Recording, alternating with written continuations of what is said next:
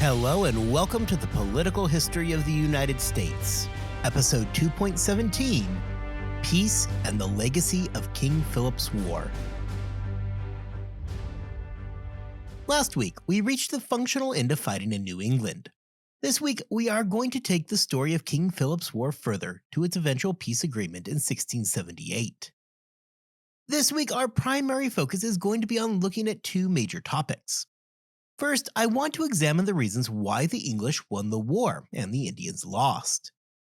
Beyond the battles, looking at the underlying changes is going to tell us a lot about the state of affairs in New England at the time of the war, and is going to be helpful both when we look at the eventual peace settlement as well as the long-term political ramifications that the war is going to have on New England, both internally and how it will be perceived back in London. Second, we are going to look at the end of the conflict itself and how that peace came about. We have already talked at length about the fact that Philip did not really have that strong of a system of alliances. Yes, there were tribes that chose to fight with him, and he did have some nominal degree of control. However, largely it was events outside of the control of Philip that were pushing the day. An example of this would have been the Narragansett under Canochet. The Narragansett were never friends with the Wampanoag, and certainly were not going to become subservient to them in any situation. This means that, though the colonists had disagreements, they were all fighting a single enemy that they could focus on. Philip had to deal not only with the English threat, but was also forced to address problems from his more traditional rivals. There is no better example of this than the events that took place in February of 1676. Philip had spent the last several months riding out the winter and preparing fresh for a new spring campaign. With New England being a dangerous place to make camp, Philip and his warriors pulled back to upstate New York, just north of Albany, where he decided to settle down for the winter. The plan for Philip was to recuperate from the successful 1675 campaign season by using his leverage to get more weapons and men to fight with him. By all accounts, all seemed to be going well for Philip on both fronts. Not only had he gathered more weapons, but had apparently amassed an army of 2,100 men to start what he had hoped would be a strong spring campaign. Unfortunately for Philip, his success over that winter did not exactly go unnoticed by the colonial officials in New York. If you'll recall from episodes 2.5 and 2.6, the royal governor at the time was Edmund Andros. Andros was, understandably, concerned about the developing situation. Andros had previously been right on the outside of this conflict during the early attempts by Rhode Island to negotiate a peace. Andros was seen by New England in general as somebody who could well represent their needs at a potential peace conference. This conference would ultimately never take place, however, as the situation in Rhode Island became too tenuous and the colony was drawn into the war. However, knowing that the English were going to be looking at him to try to broker a deal in the early peace talks, it follows that Andros probably continued to closely follow developments in New England. For Andros, there was a twofold need to keep close tabs on the conflict. The first is obvious. Andros is in New York, and that is not that far away from New England. Should the conflict grow, there was real concern that New York could end up becoming a front in the war. While these concerns were primarily occurring in 1675, a year later in 1676, these fears are going to become a bit more justified. Down in Virginia, Bacon's rebellion would spill from its boundaries of Virginia and pull Maryland into the conflict. Again, this is a year in the future, so Andros would not have been able to fall back on his knowledge, but it does go to show that his fears aren't exactly baseless either. The second thing for Andros to consider is the very real possibility that he was going to eventually have to get involved in the war again. Should King Philip's War get worse, would London order him to march into New England to help quell the uprising? Certainly, at some point it was possible that Andros was going to have to send men to fight in the war. Beyond that, however, for Andros personally, it wasn't at all out of the question that he would at some point be called on to negotiate a peace. We just discussed the fact that he was tabbed for just such a job in June of 1675. It follows that at some point the English might call on his services again to help bring an end to the hostilities. And as we are going to see later on today, Andros ultimately would be the man to work out that peace in 1678. Andros did not just sit idly by during the war either. During July of 1675, with New England embroiled in the war, Andros got some visions of heading in and seizing a portion of Connecticut, or even making a move to bring all of New England into line with royal prerogative. Andros was, as we have discussed, as loyal as one could be to the crown. He was, simply stated, a real company guy. Andros, therefore, was completely aware of the problem that the crown had in New England and viewed a potential opportunity for himself should he bring the often wayward colony into line. The New England colonies were also aware that Andros was a potential threat and bristled at his promises to send assistance to Connecticut. Andros and a handful of men did actually make a move on this and set off with a few men to Saybrook, which is located just south of Hartford and north of the tip of Montauk in Long Island. The leaders in Connecticut were worried that Andros might try and assist matters and sent Captain Thomas Poole and a handful of men to let Andros know that all is well.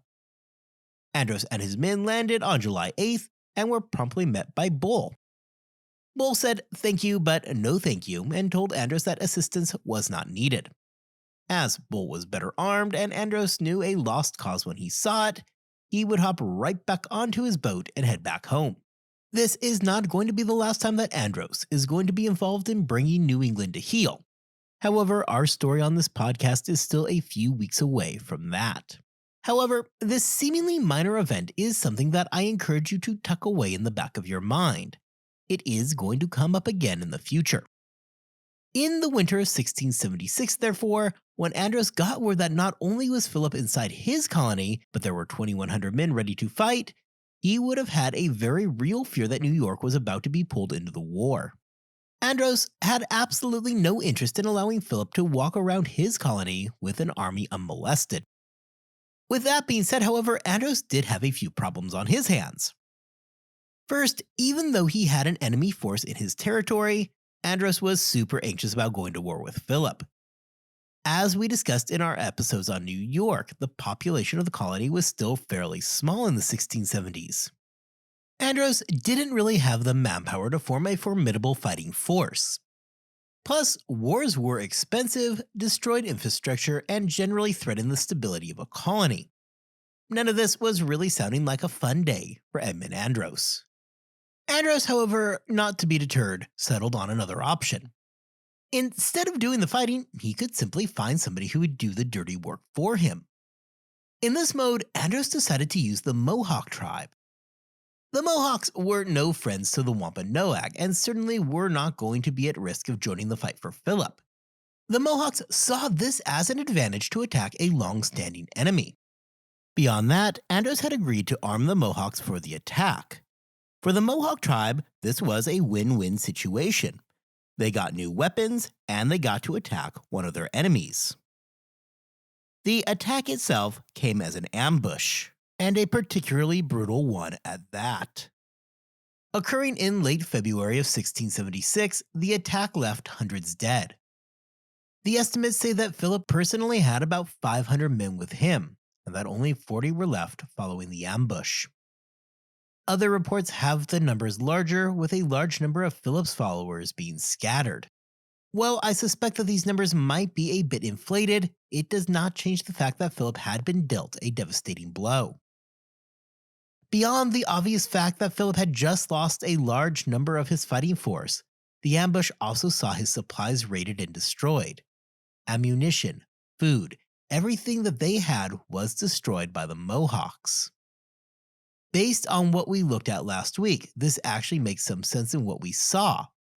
If you recall, despite the English struggles in March, none of those losses came at the hand of Philip. Rather, those losses were all delivered by Canuchet and the Narragansett. Philip played basically no part of the Indians' March campaign, as he could do little more than limp back to New England as a broken man. Andros was playing a very dangerous game here. Not interested in having his own men attack Philip, he found himself in the position where he was having to arm the Mohawk. Now, if you're asking why not just attack Philip himself, the most likely explanation is that Andros did not want to risk bringing New York into the war. Should he attack with his Englishmen, it is going to be a very difficult thing for it not to be seen as an immediate declaration of war against Philip, hence dragging New York into a war that Andros did not want. The Mohawks and the Algonquian, which the Wampanoag were a part of, had been longtime rivals. The Mohawks hated the Wampanoags' guts, and they were more than happy to deliver a fatal blow against their longtime rival. The dangerous part for Andros is one of those lessons of all history that just keeps on giving. Whenever you supply weapons to a third party, you need to make very sure that those weapons aren't going to be used later on you. In this case, it will all work out for Andros. However, it was a risk that he took nonetheless. Following the February attack on Philip, he would never personally recover. The Mohawk had, more than the colonists ever did, broken the back of his army. Throughout the remainder of 1676, Philip is going to remain a relatively minor player, whose main role becomes doing whatever he can to hold together his increasingly weak alliances. The victories by the Narragansett in March probably did help him keep everything together, as there was still a chance that the war was not completely lost. However, following the events of April and May and the death of Kennishet, victory now seemed out of reach. With Philip's personal army in shambles because of the surprise attack, he was fatally weakened to the point that he could no longer maintain the series of alliances, and the entire structure quickly fell apart. This is all going to accumulate with the death of Philip in August of 1676. However, the war did not simply end because Philip had now died.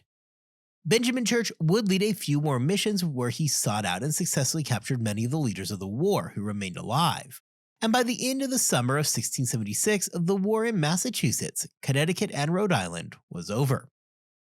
For them, the rebuilding process could finally begin after a brutal war. For these colonies, there had been far more destruction and death than anybody could have ever predicted. The colonists had won the war. However, doing that had come at a very steep price.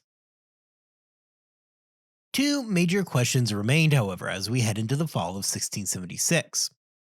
The first question is what to do with all the captured Indians that the English now had in their custody.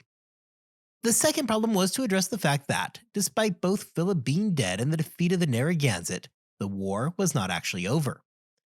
For Massachusetts, Connecticut, and Rhode Island, the war was indeed over. However, up in Maine, hostilities remained and would continue to flare up until the peace agreement of 1678, which would officially close all theaters of King Philip's War. So, first, we are going to look at what happened to all the English captives, before we turn back to bring King Philip's War to its official conclusion. To say that the colonists' treatment of the Indians following the war was poor is an understatement. The colonists in New England never really seemed to get that introspective moment when they realized that many of the root causes of the war was their treatment of the Native Americans. And while we shouldn't look at Philip as being blameless in this situation, as he certainly wasn't, it is colonial policy and unchecked expansion since 1621 that had done so much to set up the conditions of this war. Following the war, the English aren't going to do any better. In Plymouth, the orders coming down in 1676 was one of exile. If the colonists were holding members of an enemy tribe, they were to be immediately exiled from the colony. While forced dislocation is rough, it is still far better of a fate than what Massachusetts had in mind. In Massachusetts, the decision was made towards the end of 1676 that there were two potential outcomes for the Indians in the colony. If an Indian had been responsible for the death of a colonist, then their penalty was affixed at death. For everybody else, they would be sold into slavery. We had discussed previously that there were several Indians that had remained allied with the English. In fact, it was John Alderman, a praying Indian, who had personally killed Philip. Their reward for an alliance with the winning side was a forced relocation to specialized towns. Many of them, however, simply would get lumped in with everybody else, and they found themselves being sold off into bondage. Even outside of Massachusetts itself, many of these friendly tribes who had fought with the English still saw their lands reduced and restrictions put upon them.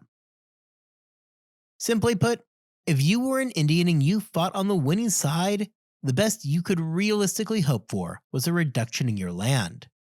If you were on the losing side, slavery and death were your new reality.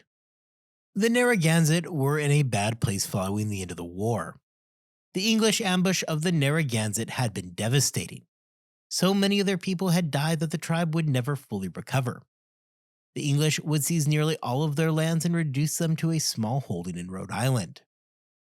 Finally, for the Wampanoag, the tribe that had been so instrumental in the early years of Plymouth, and the tribe that had been at the center of this war, saw their lands also substantially reduced. Those not killed or sold into slavery would be under constant surveillance, and over the next century would largely begin to simply assimilate into the English culture in Rhode Island.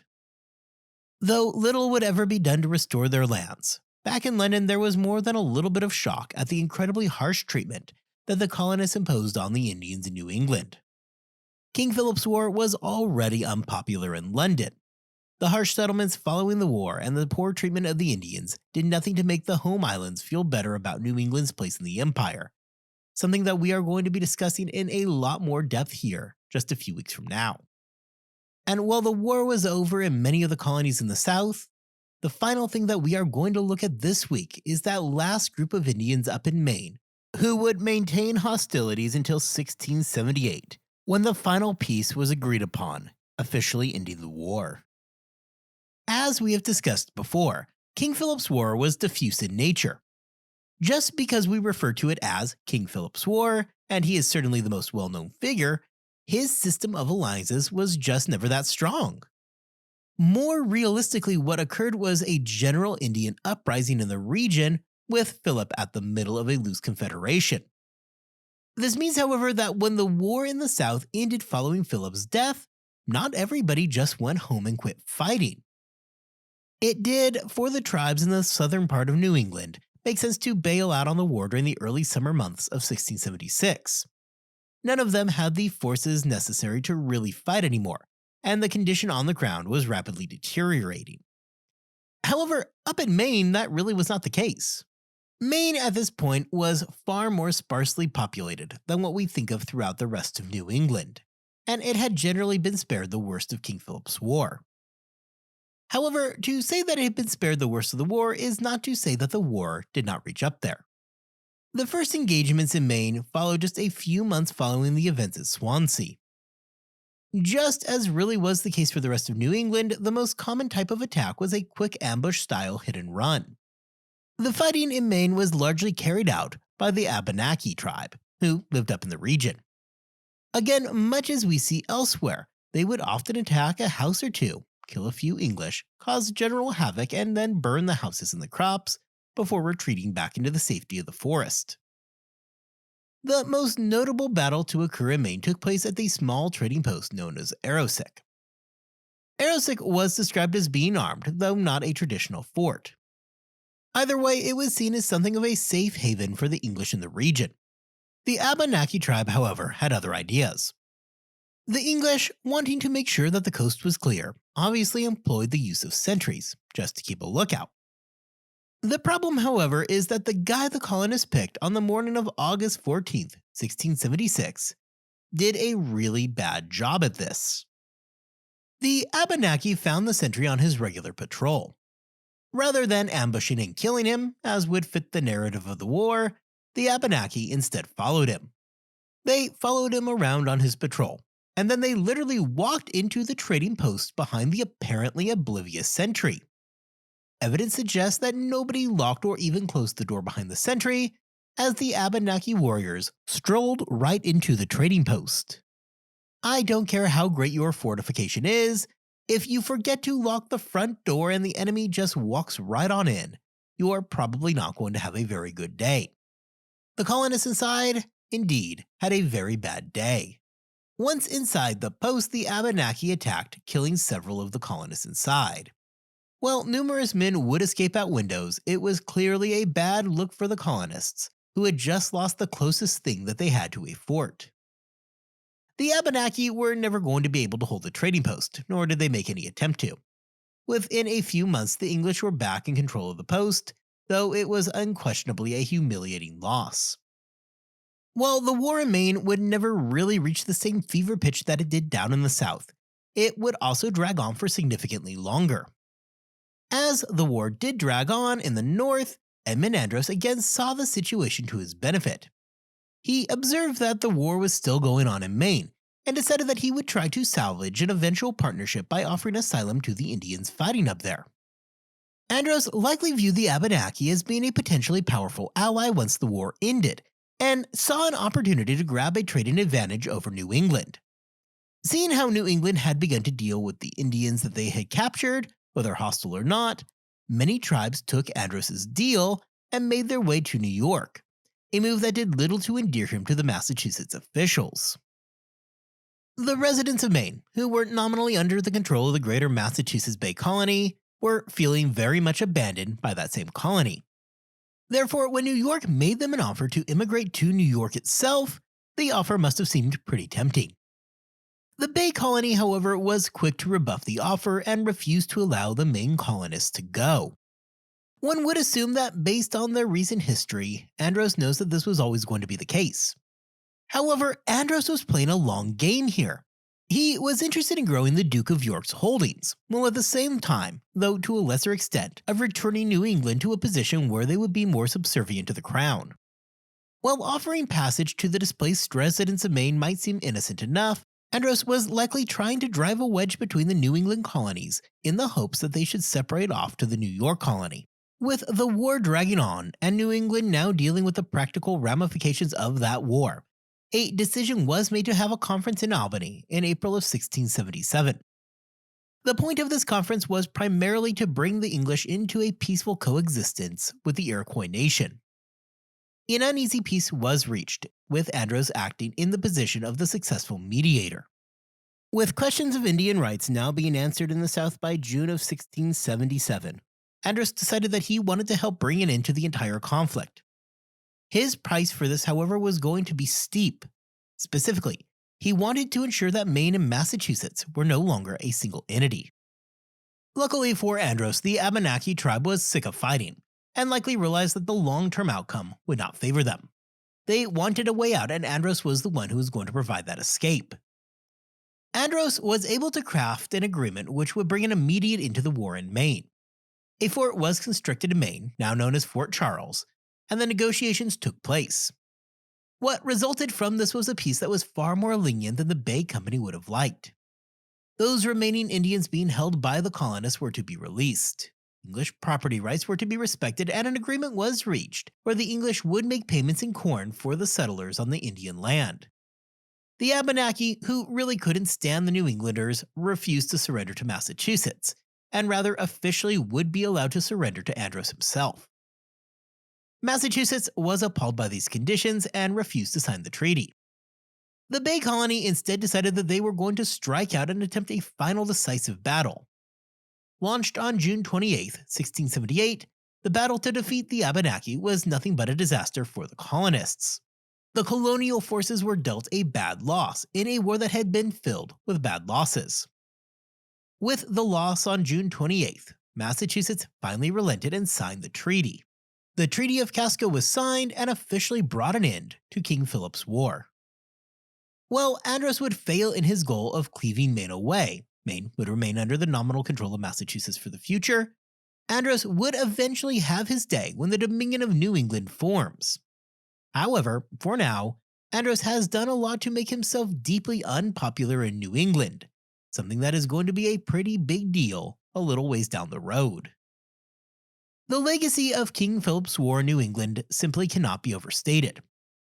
However, unlike we did with Bacon's Rebellion, I'm not going to spend this episode talking about the legacy of the war.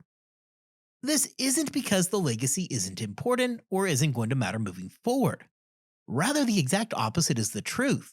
While Bacon's Rebellion would have a dramatic effect on Virginia and would lead to that important realignment of alliances, as the minor planters and farmers would end up ultimately strengthening their relationship with the great landlords, King Philip's War is a bit different.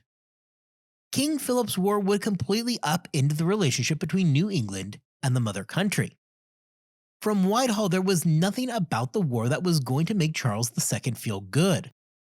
The colonies, already dangerously independent, just executed a war where not only did they not ask for assistance from the crown, but actively rejected it when Edmund Andros offered. Charles II, needing to get control over his wayward colonies, was going to take dramatic action and eliminate the charters throughout New England, forming the Dominion of New England. The freedoms and liberties that the New England colonies had largely enjoyed from the beginning of their existence was going to be gone. At the head of this new combined colony was the already unpopular Edmund Andros. Andros, over the course of the Dominion of New England's history, would move from an unpopular figure to one of the greatest villains in colonial American history. In the more immediate sense, the war had been absolutely devastating to everybody involved. We talked about the fate of the Indians, including those who had allied with the English. The numbers of dead in New England was counted in the thousands. And while I cannot find any solid sources on Indian deaths, one would assume that it was substantial and almost certainly higher than colonial losses. English towns from Rhode Island and Connecticut up through Maine had been burned. Cattle were dead, farms destroyed and looted. Rebuilding would take years for the colonists. The Indians in the region were removed from their traditional lands, sold into slavery, and often flat out killed. The old structure of power between the groups in New England would never become what it was before the war. That is where I'm going to leave things for right now. We have a great deal more that we are going to talk about regarding the effects of King Philip's War. However, as I said a moment ago, that is going to be something that is going to take me several episodes to fully explain. The plan, therefore, moving forward is that we are going to spend the next few episodes on a quick trip to the South. It is time to bring Pennsylvania into our story, and we are going to spend some time introducing the new Quaker colony. That is going to include spending a whole lot of time with William Penn himself. After that, we are going to return to New England and pick our story up as we watch the English reaction to King Philip's War. This will lead us into the Dominion of New England and everything that comes along with it. So with that, I will see you back here in 2 weeks' time as we turn our attention to bringing Pennsylvania into the great game. I hope that you all have a good 2 weeks, that you are staying healthy and staying safe. And I will see you back here next time as we introduce the Pennsylvania colony.